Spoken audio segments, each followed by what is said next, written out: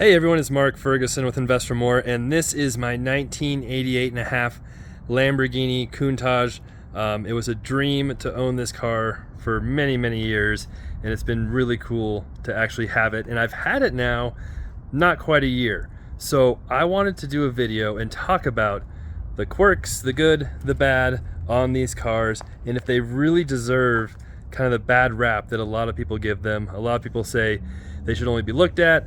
You can't drive them, they're not comfortable, they're not fast, and there can be some validity to some of that, but I think it's important to get insights and knowledge from people who have owned these cars, or at least been around them, been able to drive them for more than a couple hours or a day, because they are a unique beast, and it takes some time to understand them and what they all have to offer. Radio on. I've owned the car almost a year. I've never even tried to turn the radio on.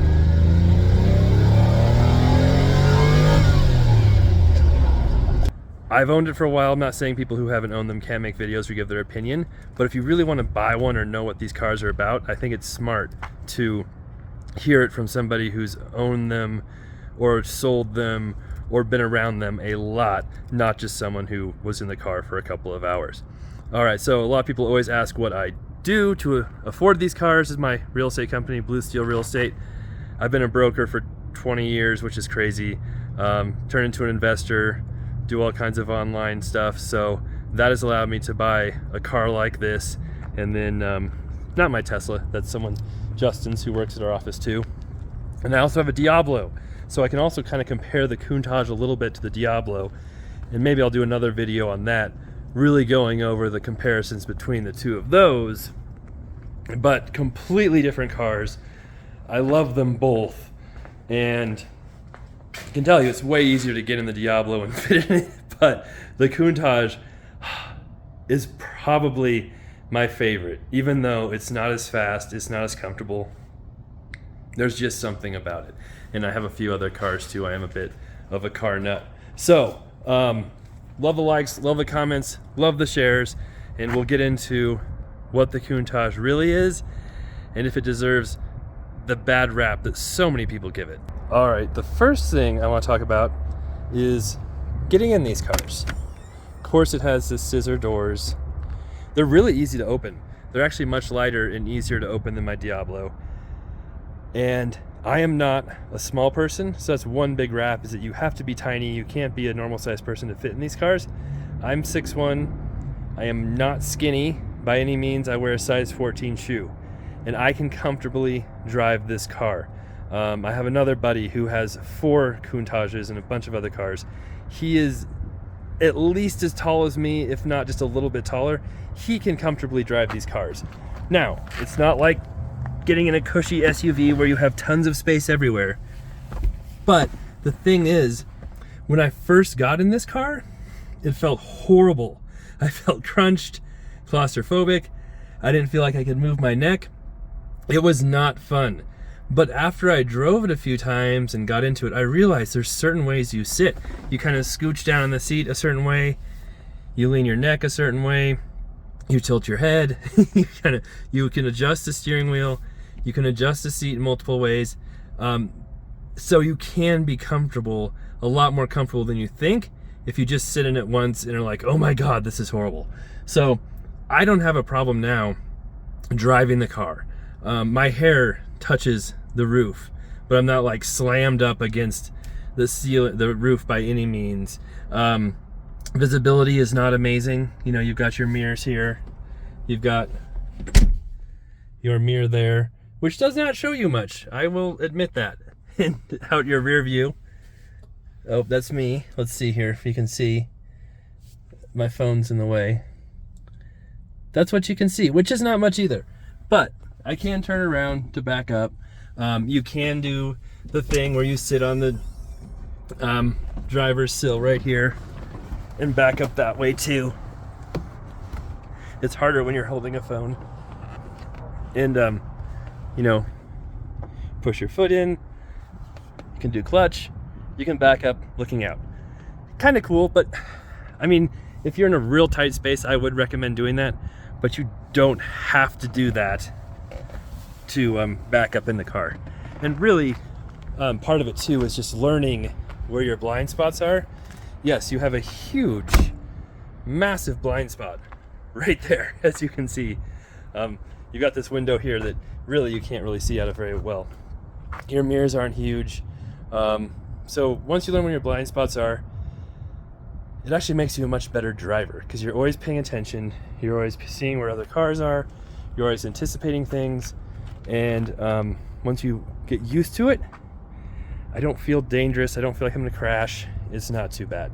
So yes, it is way, way, way worse visibility than any other car I've ever had. I will admit that 100%, but I don't feel like I'm gonna crash all the time either once I got used to it. It is smaller and tighter inside than any other car I've had too, but I still fit. I'm okay. I have a Lotus Esprit V8 as well. It's actually harder for me to get into that car because it's way tighter with the sill and kind of crunching my knees up, but that car has slightly more room once I'm inside of it. So as far as fitting, size, yes, it's small. Yes, it's tough to see out of, but it's not as bad as a lot of people make it out to be.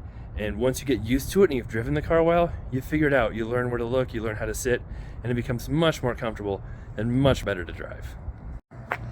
Now, I know many of you Lamborghini enthusiasts will be wondering why this is a red-on-red car. And they did not make, as far as I know, they never made a red-on-red color combo from the factory. This car was originally white when it came from the factory. That's why it's red-on-red. Kind of a cool and interesting story on that too. I'll tell that later on. But this was repainted 20 years ago or so. Gorgeous paint. It looks amazing. It does have, if you ever see a Countach, almost all of them have those stress tracks right there. And I've never seen one that doesn't have them. So maybe if you have one that's been just painted and never driven at all, you might not have them. But almost all of them have cracks there. And you'll also see some other cracks in the paint on some of the other ones too. But this one, that's all it really has. But yeah, it is not original. And that may affect the value some, but really it's got kind of a cool story. And I love the gold wheels and the red, so I don't think it hurts it too much. So I'm headed home now, and it is very easy to start this car. It's fuel injected, it's a fuel injected model. Most late 80s Countaches are. There's a few downdraft ones that were carbed from Europe. The earlier Countaches were all carbed. They're harder to start, but that's it. And my door is open.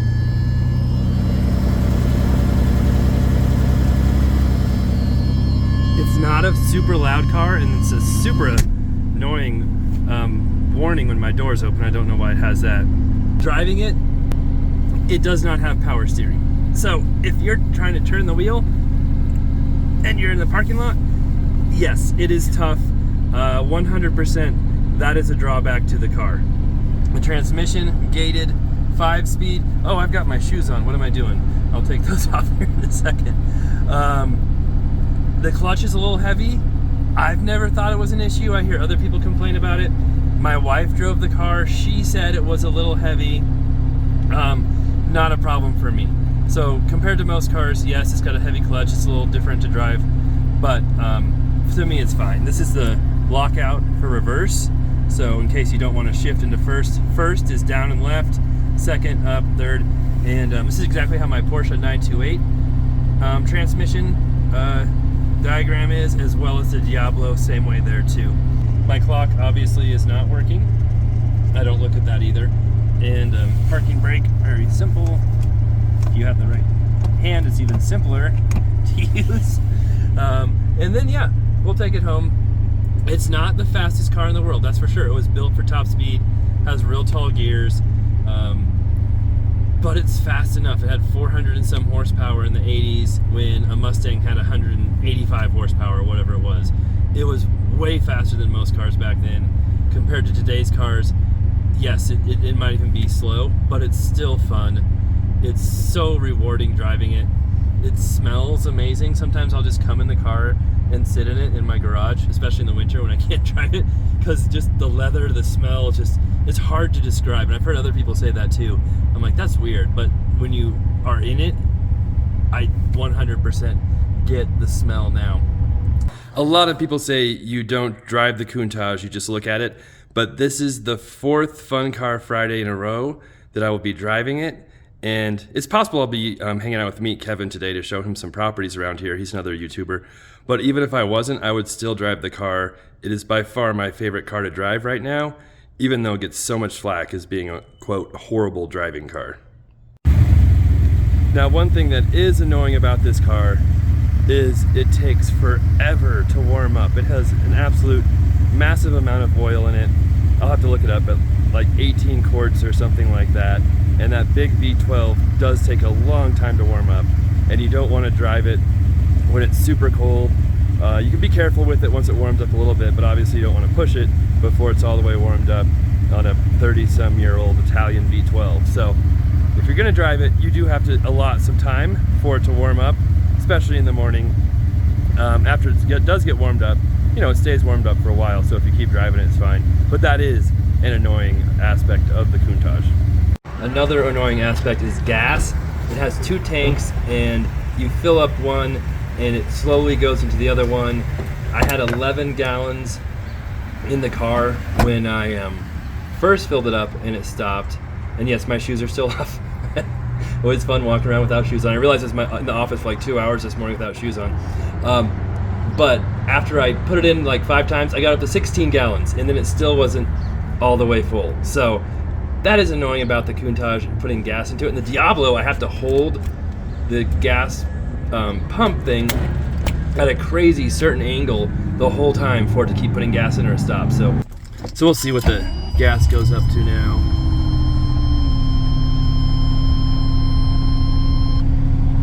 Maybe. So still not full, but it only would have been about half full had I stopped when it first told me to stop. So I keep seeing videos where these pretty tall guys have their knees just jammed up against the Countach like this. But as you can see, I have plenty of room. I know, here. And it's not an issue at all. I don't know if they don't realize that, yes, it's kind of tricky to find, as you can see. But if you reach back in here, you can adjust the steering wheel. It goes up, it goes down, it goes in, it goes out. So yeah, if you have the steering wheel down here, even then, I'm still not, you know, I don't have my legs jammed up against there. I don't know if they don't have the seat all the way back or it's too inclined so it won't go back all the way. But it's really not an issue for leg room at all. Yes, my head touches, but again, once you learn to sit and lean, it's really not an issue. It doesn't bother me at all. So that's just kind of crazy. And I don't know if I remember to talk about the windows yet or not, but yes, they are crank. The Anniversary has power. This is an 88.5 right before the Anniversary. The only thing too, I think it's Hoovie's Garage that's really complaining about the steering wheel. I'll have to look it up. I can't imagine the Anniversary did not have an adjusting steering wheel, and the other ones did, but I'll try and check that out. Yes, I have sun visors. I think this is the first year that came with the sun visor, although the dealer I bought this from is still supposed to send me the other visor. I don't have that yet. And yeah, no, my arm does fit through it, but not exactly, you know, feel like, well, you can't get fast food. Like, why would you ever get fast food in this car? The car smells amazing in here. The leather, just, that's one of my favorite parts of this car. I would never want to even have fast food in here in a bag, like sealed up with like 4 different bags around it, because I would never want to ruin that smell. So, and drinks, you would never have drinks in here either. Like, of course there's no cup holders. Why in the world would there be cup holders in this car? But, yeah, my shoes are over there because I'm driving without my shoes on. I went and got gas without my shoes on too. But yeah, those are just a few things that, you know, seem weird when influencers post them. It almost makes me think they're being a little dramatic. But it also is what makes this car so cool, because if you think about it today, if someone, you know, tried to make a car like this, if any one of these things happened during design, they'd be like, no, we can't make this car, it's impossible. Look at the windows. And they'd be like, oh yeah, you're probably right, we won't make this car. But instead, Lamborghini had like 20 different things happen that seemed completely impractical, and they're still like, screw it. We're still gonna make this car because it's so cool. So I think that adds to it. I totally forgot what I was gonna talk about. So, okay, one thing. This back screen right there, as you can see, it reflects a lot.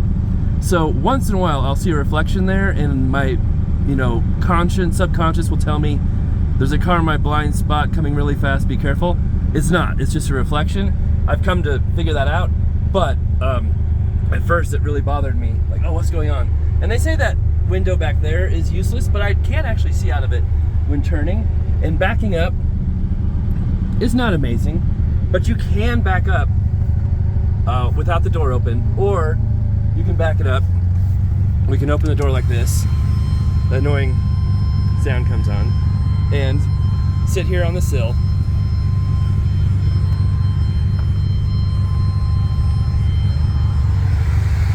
And we can back it up this way.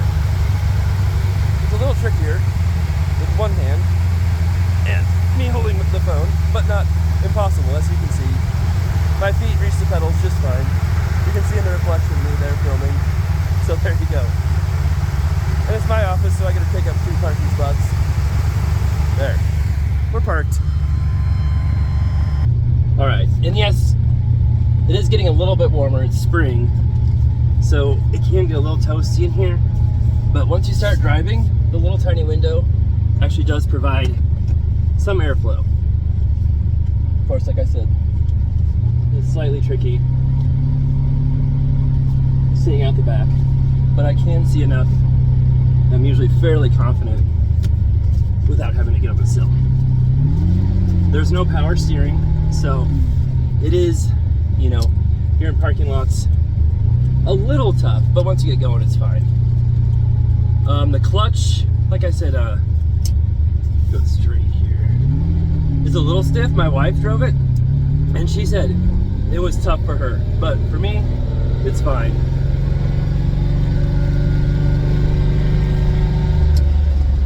And we've been driving around quite a bit today, so it's plenty warm now. Always give myself plenty of room when pulling into traffic, or when I know I have to merge or change lanes, just because that makes it a lot less dependent on where I can see. Like I said, I still feel like I can see just fine, but cars like these actually make you much safer drivers.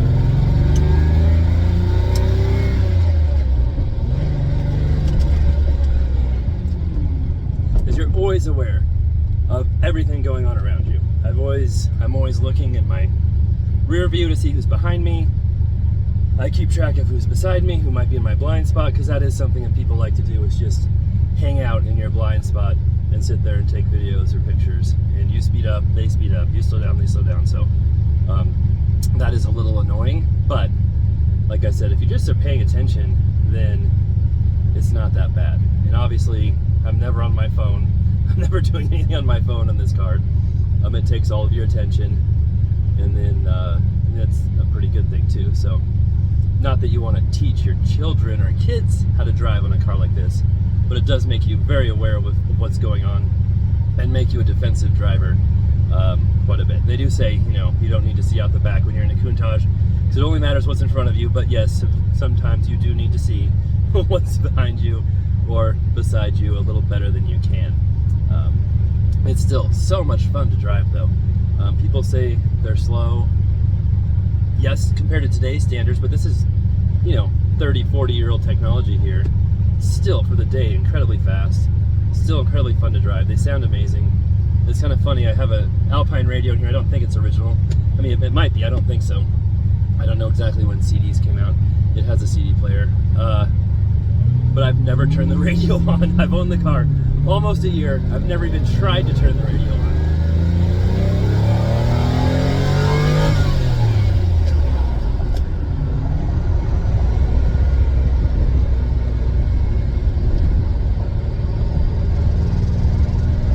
It really, first gear, a lot of times feels the fastest in cars, and the fun gear. In the Countach, when you get to the second, third, fourth gears, that's when it really wants to keep going. And unfortunately, on most roads and places, you can't take advantage of that, but it just wants to go. And I should say too, when I first bought it, I've got some videos of when I first had the car. It was very shaky. It didn't feel that solid on the road.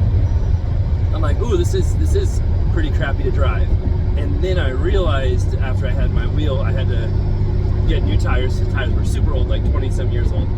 I got new tires. When they put new tires on, they found out one of my wheels was bent, which is a crazy story that I'll tell here eventually. But when I got the new wheel, I got 4 new tires. It cleared up all of those shaking issues. Any of that instability was gone. Now it just feels super duper solid. So again, that can be a tricky thing too with cars that are this old, whether it's a Lamborghini or a Honda. You got to make sure everything's done right, maintained right, and working right, or it can feel like a horrible car too if there's something wrong, like a bent wheel, something like that. So it's not just that the car is bad, it might be that it's not working as it was intended to. So I challenge you to find a 1988 Honda Civic that drives exactly how it did back in the day. Now, it's more likely a Countach will be kept up and maintained than a Civic because obviously it's worth a lot more. There's a lot of reasons to have it, but my very first car, I shouldn't even say that, but it was a genre of what I was talking about. But my first car I ever bought myself was a 1987 Toyota Supra non-turbo 5-speed. It was dark blue. That was an amazing car, fun car, and I have Supras now. I've got a 94 Supra twin turbo 6-speed Targa that's blue. Got 91 Supra 5-speed Targa turbo that's light blue. And then I've got a 1981 Aston Martin V8 convertible, a 1986 928 Porsche 5-speed, 1991 Mustang 5-speed LX convertible, the supercharger, some other stuff. That was my daily driver for many years right after college. I've got a 2010 Audi S4 that's got some modifications on it. That was my daily driver for many, many years. I've got a 2017 Velociraptor 500, so not... People think it's like the V8 version. It's not the V8 version. It's just a souped up or Econo Boost, whatever that is, motor. What else do I have? The blinkers don't always turn off either. The Lotus, the 1998 Lotus Esprit V8 twin turbo. That's a fun car. That's such a cool car. I love that car. And they're very undervalued too as well. So those are fun cars. And I think, is that everything? I think... Oh, my Diablo, right, we talked about that. So the 99 Diablo Alpine Edition. So for right now, I think I'm good on cars. There's always some cars I would like to get in the future. I have no immediate plans to get them. A Maserati Ghibli from the 70s or 60s would be amazing. I think that's one of the most beautiful cars ever. For Ferraris, I like the Testarossa and the 512 BB. The 288 GTO would be amazing, but extremely expensive. Trying to think what else is on my list of stuff. I like the RX-7s, the last model, the 90s. Those are cool. I'm not a huge like Skyline or GTR fan. They're okay, but just not my thing. Nothing too crazy. Oh, the GT40s are cool. Not the GT40s, the GTs, Ford GTs, the 2005, 2006 version. Those are pretty sweet. So, like I said, no immediate plans to buy any of those, but maybe someday in the future.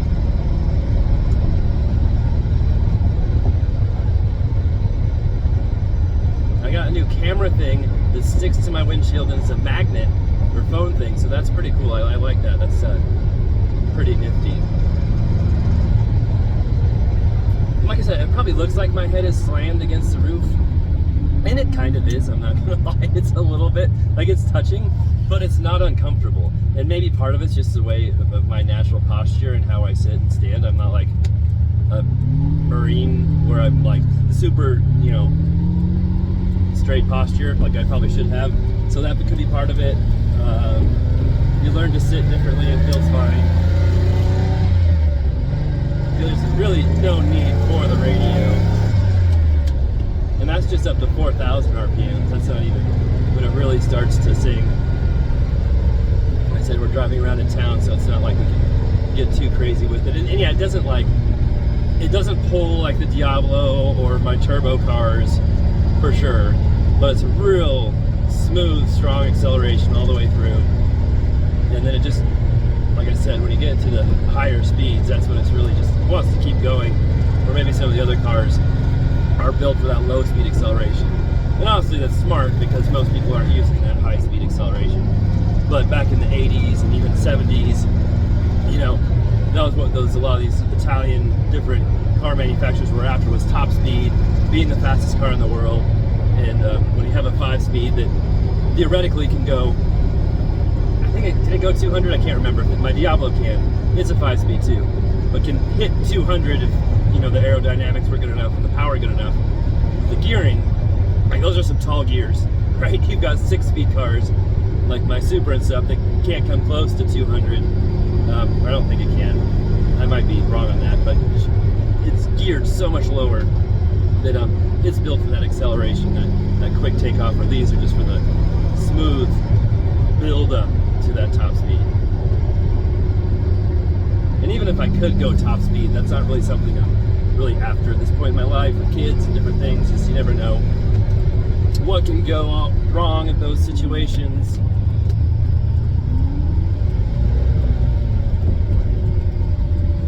So we can get on the highway just a little bit here now. So I'm in second gear. That was just a 6,500 RPMs and about 70-ish. Just barely over the speed limit here, just barely.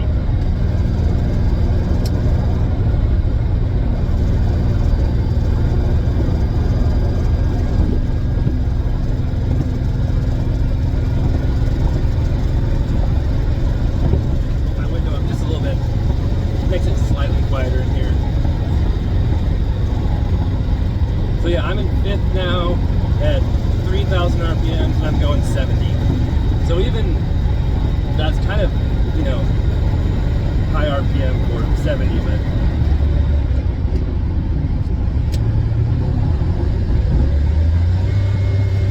like I said, when you really get into these gears, that's when it gets fun.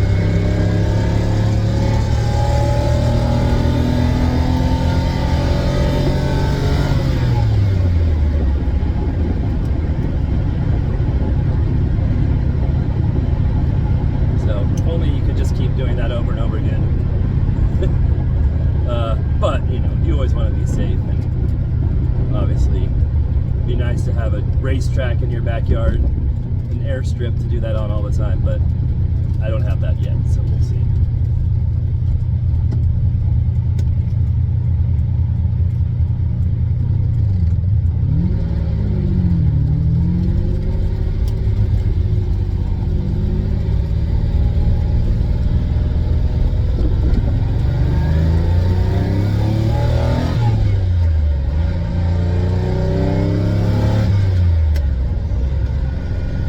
Satisfying the click and the gated manual. Oh, blinkers on again.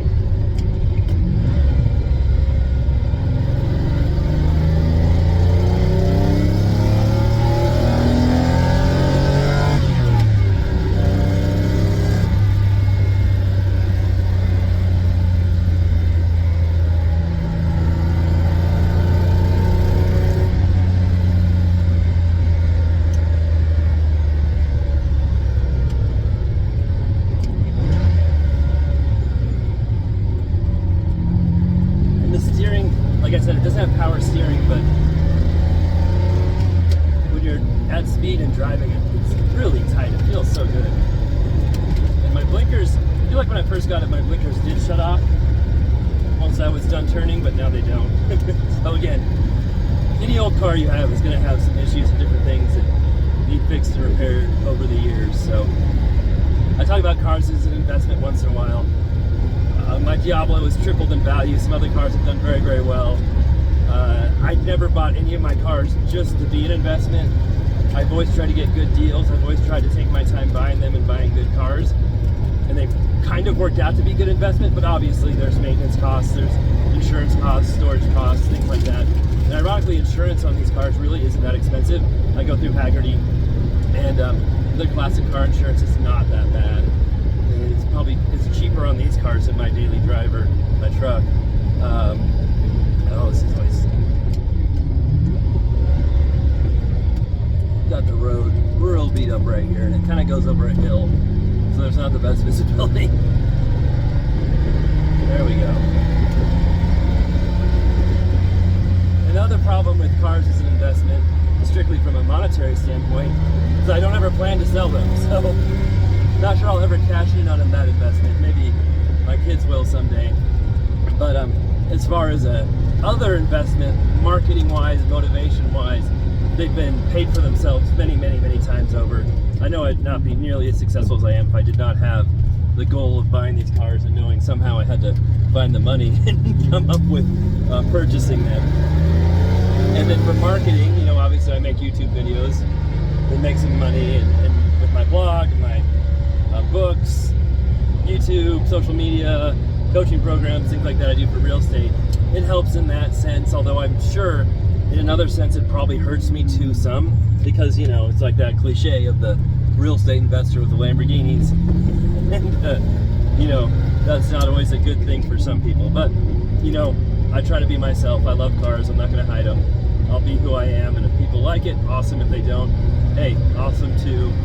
And I'll just have a little bit of fun driving them. So ironically, I've got to go back to my house and switch to my truck now, because me and Kevin, who many of you know, is flying out here to see me and look at some properties. I think that's what he's doing. It's a little confusing this late this afternoon. And he's bringing his son, so there's room for one other person and not a kid in here. Obviously, that would not be safe. So I've got to go switch to a vehicle that can accommodate him and his son. Although it would have been fun to drive the Countach around with him in it. But I'm sure that'll be on YouTube, or maybe already on YouTube, depending when I decide to make this video and film it or post it. Here's a vehicle I am bringing to go get me, Kevin. So it's a little bit roomier, a little easier to get in of and out of, and I do have my little fancy magnet thing set up in that too. So I'll film us talking about real estate, and it should be fun. So this is a Velociraptor 500, which means it has 500 horsepower. They modified the engine a little bit, modified suspension, modified wheels, bumpers, things like that, and Hennessy does that. The 600 has 600 horsepower, the 750 has 750 horsepower, the 850 has 850 horsepower, and so on. So a lot of people think this is just a crazy truck, and it's just a little bit of an upgrade over the regular Raptor. It's not too crazy, and I was kind of in a hurry to get one for a daily driver because my Audi was out of commission for a little while, and bought it right before prices skyrocketed on vehicles before COVID. So that's this car. All right, the Countach is back at home. It's happy. Love that car. If you guys have questions, comments, anything you want to know about the car, let me know. It is not crazy to maintain like some of the Ferraris. You don't have to take the engine out to change the oil. The clutch can be very expensive. That's a big deal. But it's got, you know, pretty common fuel injection. The parts aren't super expensive. So yes, some things can break on it, and it can be massively expensive, like if you ever break your engine or transmission. But it's not crazy horrible to maintain if it's in good shape, if it's taken care of. And ironically, yes, I'm in Greeley, Colorado. There's another Countach that drives around quite frequently, a white 82. A cool guy named Lou owns that. And I actually inquired to him about buying his before I got mine, but I think he wanted to keep it based on the price he gave me. And so it's kind of crazy. We have a town of just over 100,000 people here in northern Colorado, and there's literally two Countaches that aren't just here in town, but are used and driven quite a bit. And I think his has almost 100,000 miles. It's either 100,000 miles or 100,000 kilometers. Mine has 19,000 kilometers, which is like what, 11, 12,000 miles, something like that. So the cars do not get used very much. And when I was a kid, I used to always think, oh, Lamborghinis, Ferraris are junk because they're replacing the engines. They always need all this work after just like 10 or 20,000 miles. What the heck? But then you realize, well, it's not just the miles you put on it, it's because the car is 40 years old or it's not maintained right. But if the cars are maintained well, if you drive it like a daily driver, that engine will go a very long ways before it needs to be rebuilt or redone, as Lou's car shows. So thanks for watching. Love the comments, love the support, love seeing likes, love seeing new subscribers. I'll do more videos in the Countach here. I have kind of a crazy story about its history. I'm still waiting for some stuff from the dealer I bought it from to get to me before I make that video. But once that's done, I'll post that up. All right, thanks for watching. Like I said, love the support. Be back soon.